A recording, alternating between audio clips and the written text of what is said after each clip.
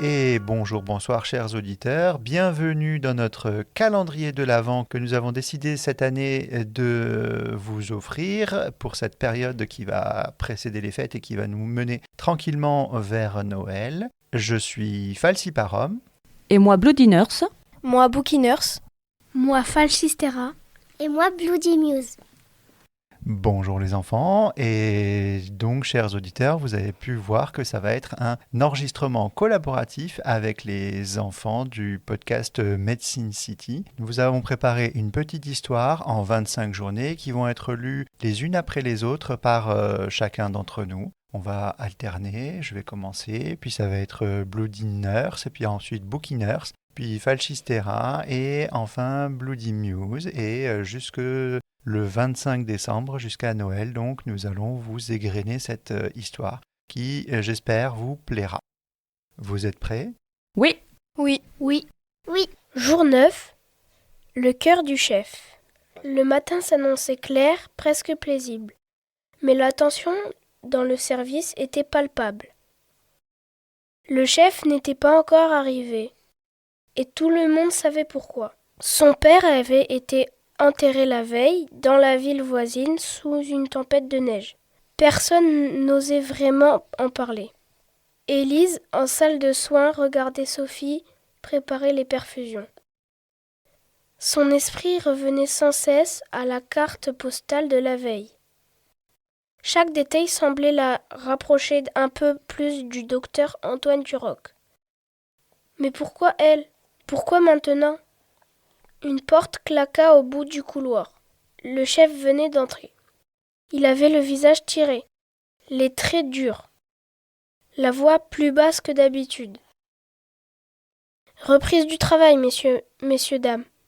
On ne va pas transformer le service en orphelinat sentimental. Sophie serra les lèvres.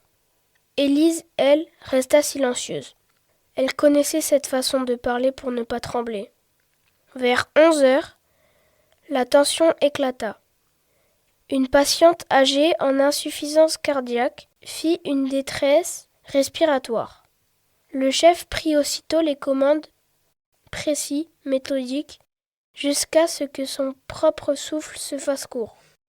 « Docteur, vous êtes tout pâle, lança Élise.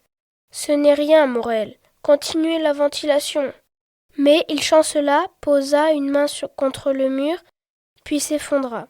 Les alarmes se mirent à hurler. Sophie attrapa le chariot d'urgence. Élise s'agenouilla à côté de lui, cherchant un pouls. Rien. Elle commença le massage cardiaque, les mains bien placées, régulières. 1, 2, 3. Les minutes s'étiraient.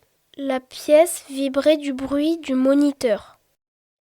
Et soudain, au milieu du vacarme, Élise sentit quelque chose, une chaleur brève contre ses doigts, une main sur son épaule. Elle leva la tête, le vieil homme à l'écharpe bordeaux se tenait là, calme, observant la scène. « Continue, dit-il simplement. Son cœur entendra. » Elle obéit sans réfléchir. Un nouveau battement apparut sur l'écran, puis un autre. Le chef inspira brusquement, toussa, ouvrit les yeux. « Qu'est-ce que... » Élise sourit malgré les larmes qui lui montaient. Rien de grave. Juste un rappel de Noël. L'homme à l'écharpe avait disparu. Mais sur la paillasse, entre deux seringues, une bougie de cire s'était allumée d'elle-même, fine flamme dans le vacarme du service. Quand tout redevint calme, Élise aida le chef à s'asseoir. Il était encore tremblant, les yeux perdus.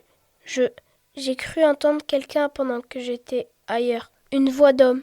Il disait « N'oublie pas d'aimer ». Élise ne répondit pas. Elle prit sa main, un instant, simplement. Sur la table, un papier plié venait d'apparaître glissé sous la bougie. 8e lumière demain. Même le cœur le plus froid se rallume s'il entend la compassion. Le chef suivit des yeux la flamme vacillante. Et pour la première fois depuis qu'elle le connaissait, Élise crut voir un sourire fragile sur son visage.